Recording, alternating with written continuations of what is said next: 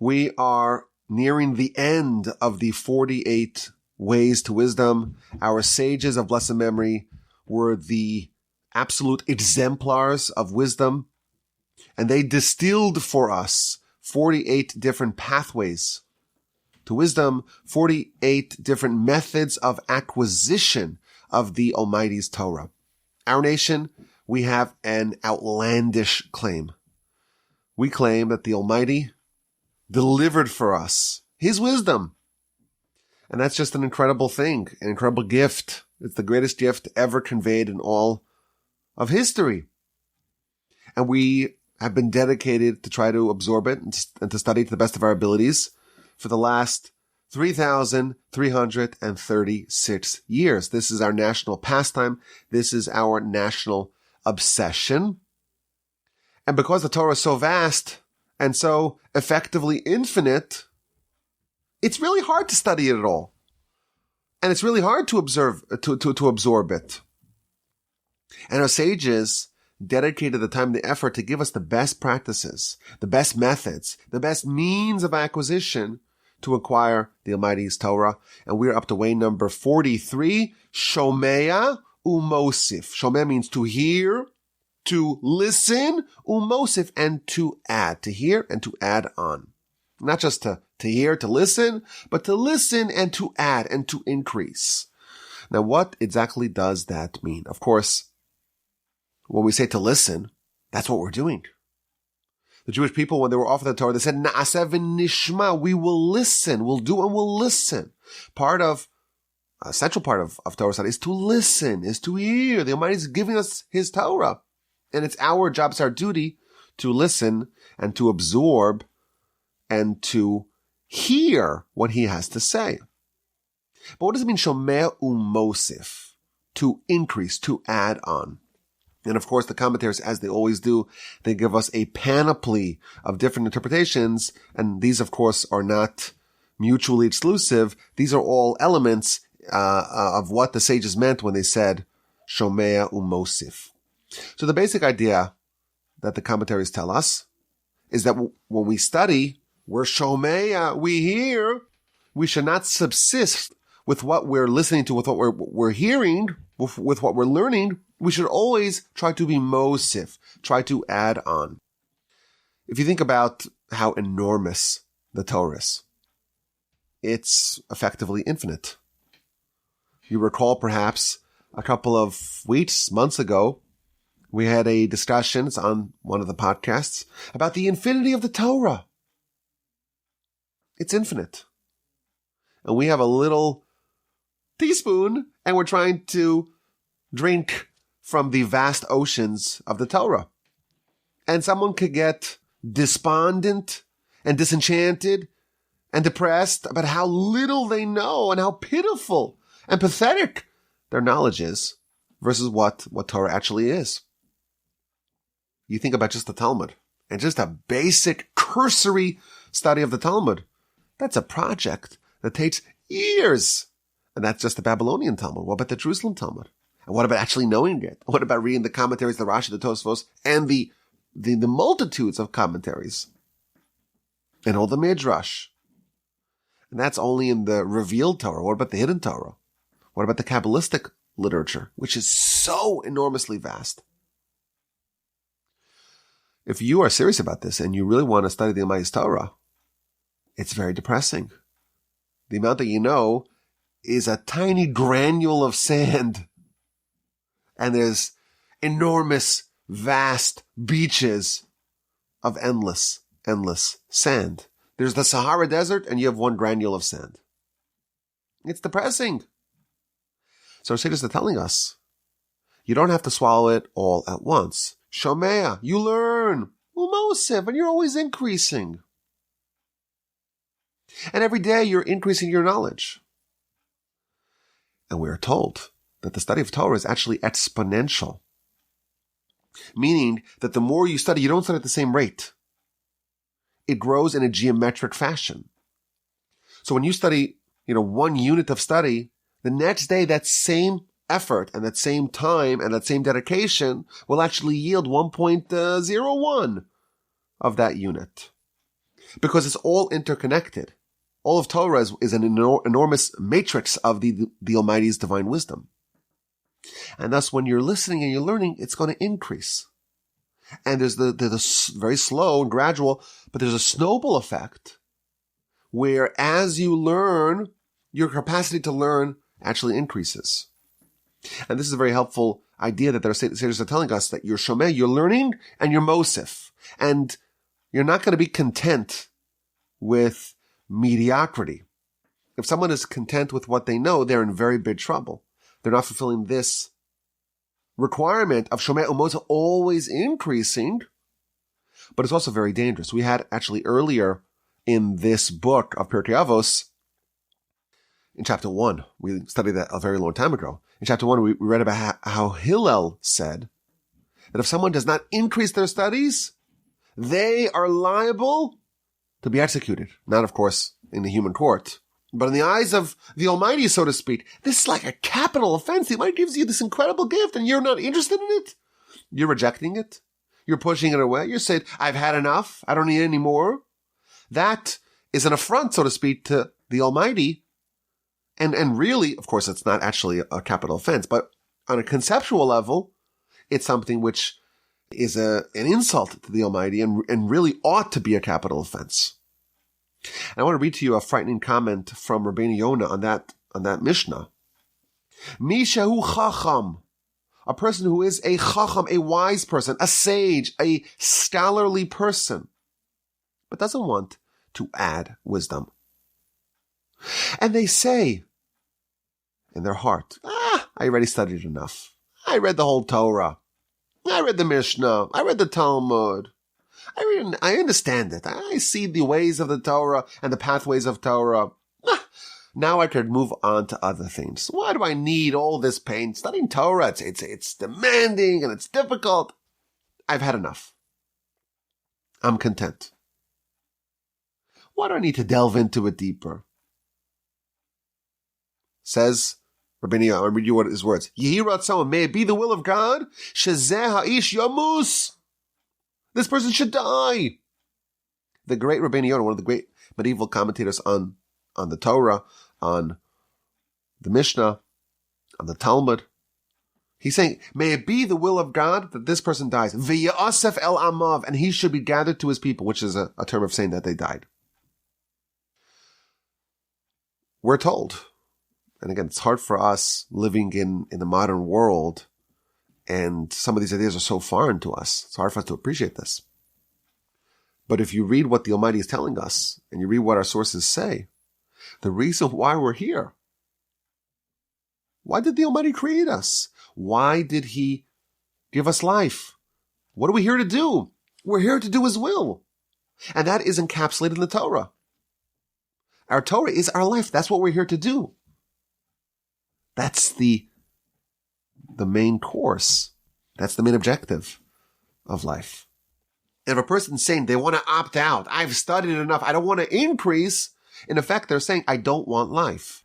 And that, of course, is a terrible thing. And again, it's hard for us to appreciate that because we think life is about all the other things. You read every headline in the world, you won't find probably a single headline in today's newspapers that say that life is all about trying to figure out what the Almighty wants from us and trying to absorb His teachings and His lessons to the best of our ability. You won't find that, I don't believe, in any headline, in any national newspaper, or even the regional ones. But this is what the Torah is trying to exhort us to realize this, to preach this. We must study, we must listen, and we must add. And there's another idea. When you listen, it's a form of studying that you're listening from a teacher. Shomeya means to hear from a teacher. How long should you stay a student? Is there a point in time when you graduate and you are no longer a student and you are independent in your studies? That's a tricky question because we don't want to keep the training wheels on forever. And you are supposed to graduate and gain independence in your studies.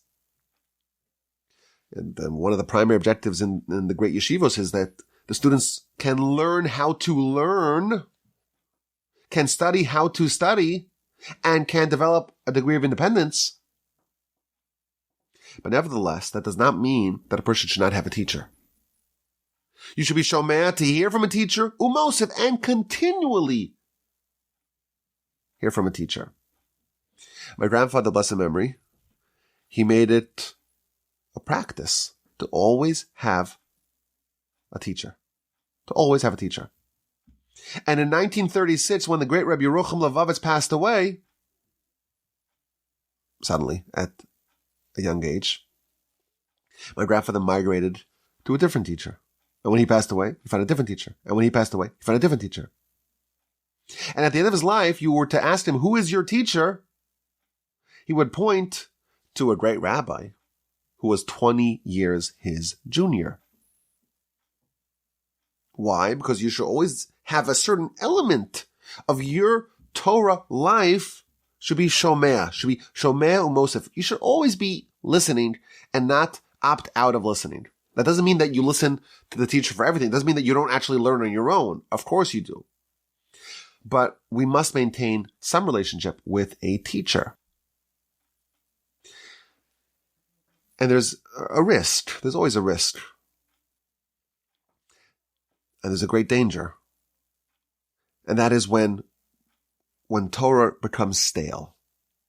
When someone says, I've heard enough, I've listened enough, I've absorbed enough, and now it's just plain the oldies. And it's a rerun. And there's a lack of novelty. One of our primary goals in our studies is to find a way to make the Torah new and novel and fresh. In many places in the Talmud, it's brought down to many places in Rashi, in his commentary to the Torah, we've dedicated over the years, out of the 1,500 plus episodes that I've recorded, I think one or two to this point. There's an imperative for novelty in Torah. Every day must be a recreation of Sinai. B'chol yom, every day, yihiyu beinecha kechadashim. You should view the words of Torah as being new and novel, as if this is the first time that you studied it.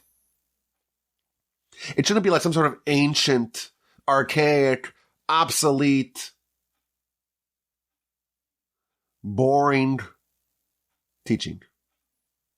That's very dangerous. And if you ever have the privilege of visiting any one of the great yeshivos, you'll see that there's a degree of dynamism that is unmatched by any form of study, by any education institution. There's nothing that rivals it. There's a ferocity and intensity of study, and no one would ever imagine if you just were dropped in, if the alien was dropped in, or parachuted into one of the great yeshivas, you would think that there's something so fresh and so new that's being debated. And you say, well, actually, the books that they're opening, the books of the Talmud are 1,500 years old. And that's referencing the Mishnah, which is 1,800 years old. And that's referencing the written Torah, which is 3,300 plus years old. Torah has the capacity to always retain a degree of freshness. We have many mitzvos that are a remembrance for the Exodus. Zecher lietzias Mitzrayim. A remembrance for the Exodus. But after the Exodus, 50 days later, there was the Sinai revelation. And we have exactly 0 mitzvos that are a zecher l'matan Torah, a remembrance for the revelation at Sinai. And the reason is because Sinai was not a one-time event. Sinai is an ongoing event. And the great sages, when they would study, all the trappings of Sinai would be recreated. When the great Yonasan ben Uzziel would study Torah, any bird that would fly overhead would be engulfed in fire. Why? Because at Sinai there was fire. And when they studied, there was a recreation of Sinai to the degree that any bird that flew overhead was engulfed in fire. And again, there's details for how to do this. But this is part of this way to wisdom as well. when you listen and you absorb, you do that increasingly umosiv, and you add on to it. You never get sick of it. You never get tired of it because it's always new. I remember when I had the privilege of being in the Mir Yeshiva in Israel, there was a pattern. It's a pattern that applies almost across the board. When you start the new semester, everyone's excited. Everyone comes on time. And the lecture starts on time. And it ends maybe even a little bit later. Everyone's so excited to study. Everyone's all fresh and ready to go. And then a month in, maybe you start 5 minutes late. The pizzazz maybe is not quite the way it was at the beginning. And by the time the semester's over 6 months later, the lecture is starting 20 minutes late and it's ending a little bit early, and people are already itching, for their vacation. But there were some groups that as the semester progressed, not only did it not weaken, it got more intense, and it got stronger, and it got longer, and it started earlier and ended later. There is a way to do that, where the more you study, you're increasing. You're listening and you're increasing. Why are you increasing? Because you've tapped in to the power of Torah to always have within it an element of the sign of revelation, and to always have that freshness and novelty. And every day that's deepening. And every day you're getting even more excited. There's another idea that the commentaries tell us, shomea umosif, to hear and to add. You hear an idea. You hear an interpretation. You hear an angle. You hear a perspective on a given subject.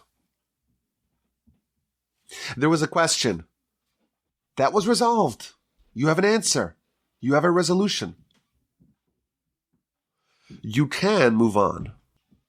And, that issue is settled. Let's go on to other things. But the truth is, given that the Torah is effectively infinite, there are effectively infinite dimensions in Torah.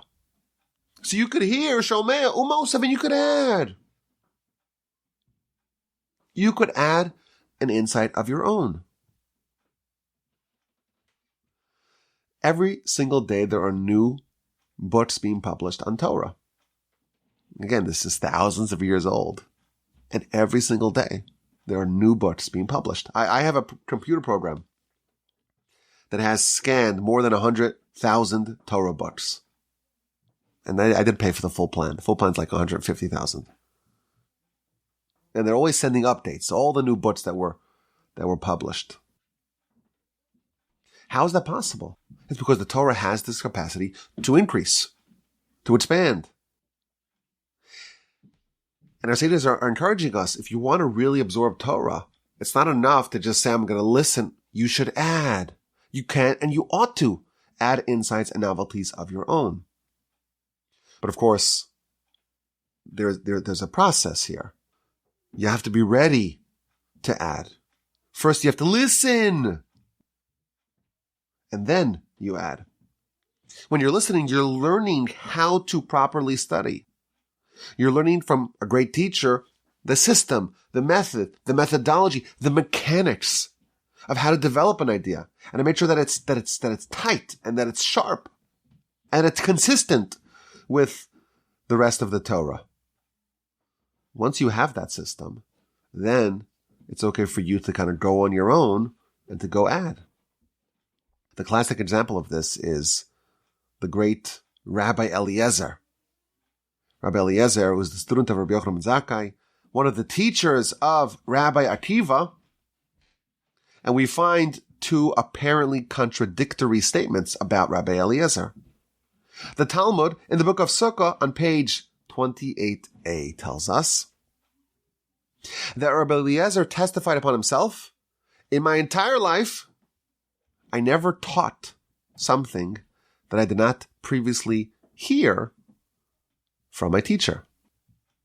I had teachers, and I studied from them, and that's what I taught forth. If you just had this teaching, the statement, you would say that, well, he never taught anything new because everything he said, he was like a funnel for his teacher. Again, Talmud, Sukkah 28a. However, in other sources, in the Avos to Rab Nassan, which is again a Mishnaic era teaching, we read, this is in chapter 6, that when Rabbi Eliezer, the aforementioned Rabbi Eliezer, when he would lecture, he would say, quote, themes, ideas, teachings that no ear had ever heard previously. Completely novel, completely fresh ideas. So on one hand, we're told everything he taught from his teacher.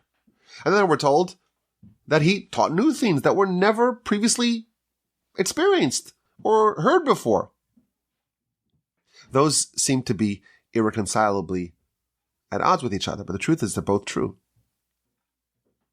He never taught something that his teacher didn't say.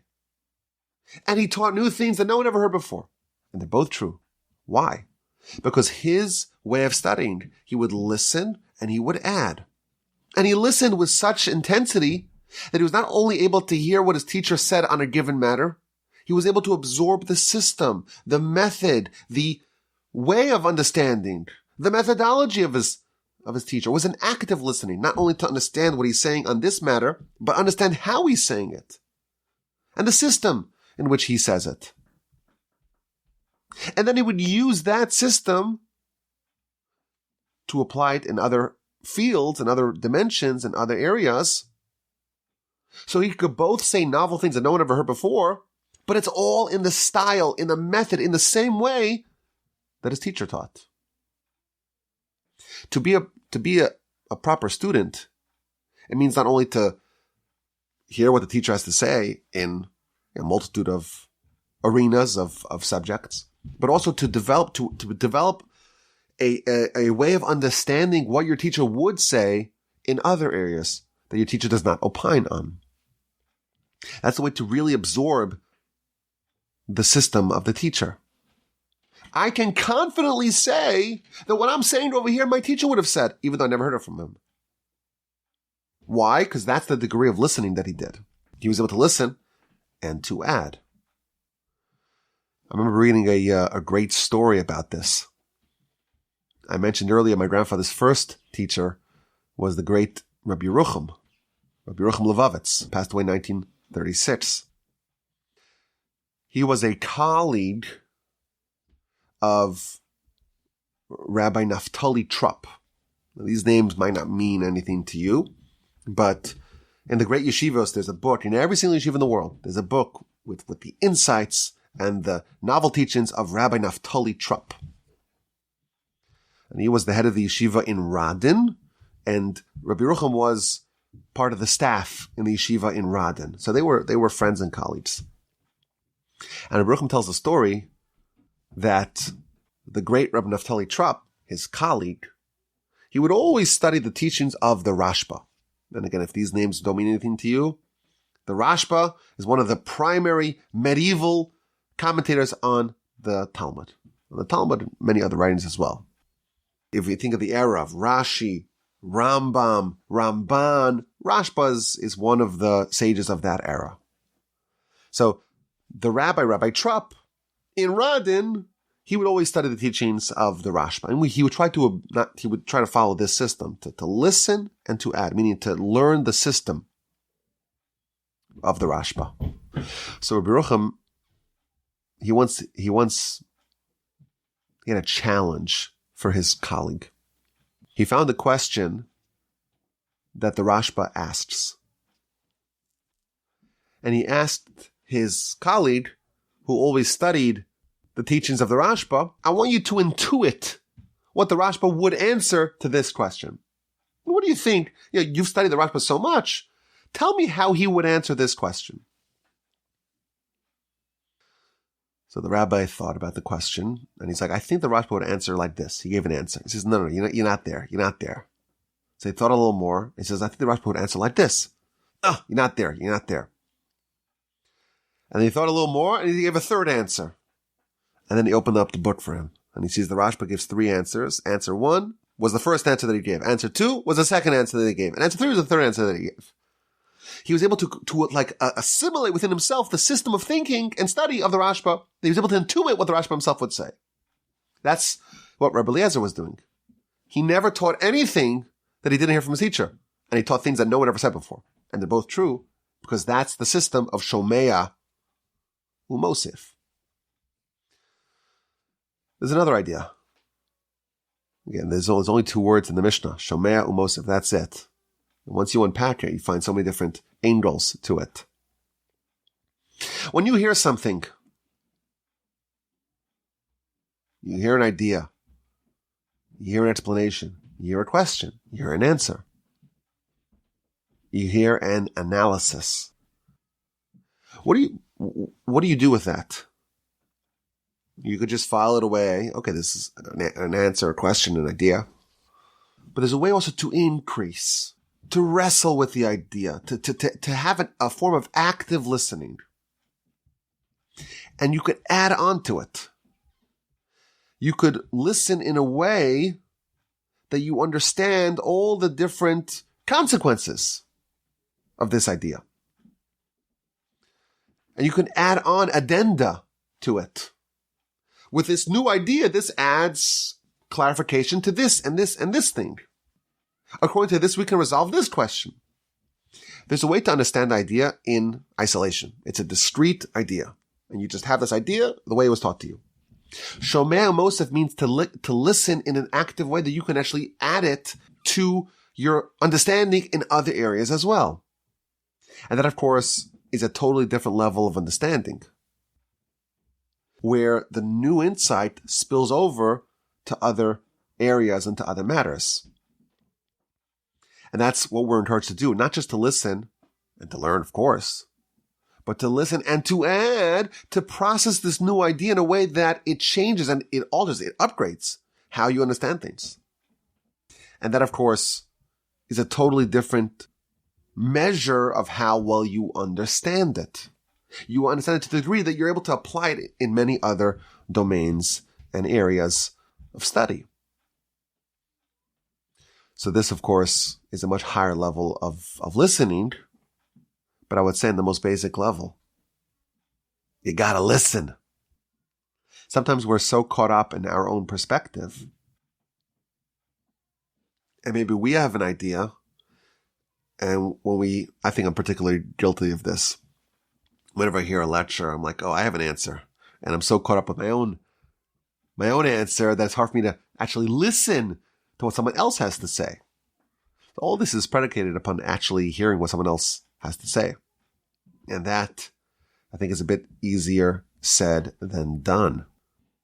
We get so married to our ideas and to our perspectives to actually listen to someone else's idea, and it may destabilize, it may threaten our way of understanding. That's something that we may be resistant to do.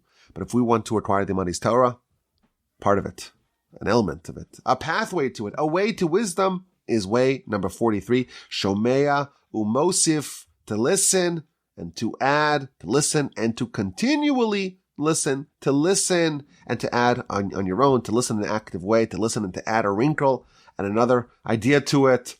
Way number 43, Shomea Umosif, another way to acquire the Almighty's Torah.